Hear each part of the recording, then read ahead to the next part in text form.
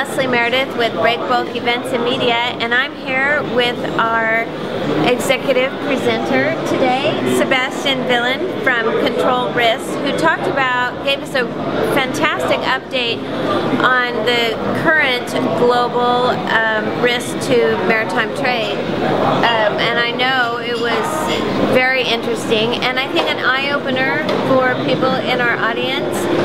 Certainly we're not as worried about piracy as we were a few years ago, but there are some, certainly in the last year or two, risks that have emerged and that will keep going. Can you tell us what regions we should be most aware of and what types of risks we should be looking for? Well, thank you, Leslie. I think as we've seen is that although piracy probably remains the most persistent security threat that's out there, there are other risks that are impacting the maritime operators. Now you have a lot of civil unrest in place in the Middle East. You have particularly Yemen and Libya that we see are impacting operators, but it's impacting operators in very different ways. So what we see is that in Yemen you have the intervention from the Saudi Arabia-led coalition that is restricting vessel movements into the country. But as opposed to what we've seen reported by some media sources, we don't see that it's actually impacting on commercial vessels through key choke points, such as the Bab el-Mandeb. So these are one of the positives. One of the more concerning issues are countries like Libya, where you see that the conflict between the two rivaling governments and a number of militia groups are creating various threats to the shipping industry. We see that some vessels that are calling at ports that's disputed by the various factions and ones that's controlled by Islamist forces are at risk of being targeted in airstrikes by the House of Representatives Air Force.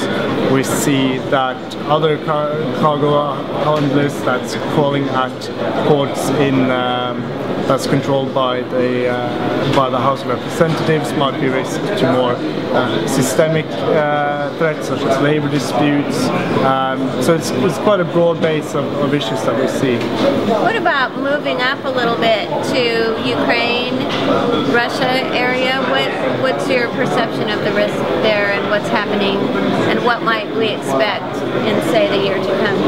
Well, we saw, following the annexation of Crimea, and even at the height of the conflict, we didn't really see that many incidents involving vessels themselves being targeted. We saw incidents where pro-Russian rebel groups targeted Ukrainian naval ships, but we didn't really see any incidents specifically impacting on the commercial vessels themselves.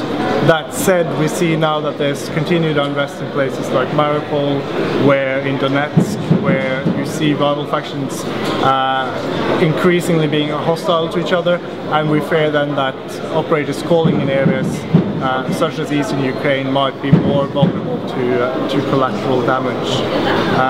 We also see that obviously with the continued sanctions that's in place, vessels who are calling at ports in Crimea also face issues here with deflated calling in Ukrainian ports or other areas where that's respecting this international sanction regime that's in place. So what recommendations can you make to shippers, carriers that are going into regions where they might experience there might be conflict there might be other security risks? What things should they prepare for? What should they be aware of? What should they assess before they go?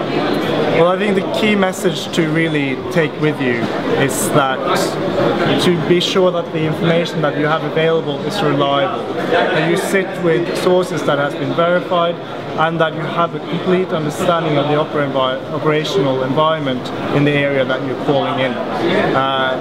It's also very important to make sure that your crew is trained and that they've received the adequate briefings in the areas that we know that there is unrest, and that overall you take the necessary steps to mitigate where you're going through ensured security plans and also access to information.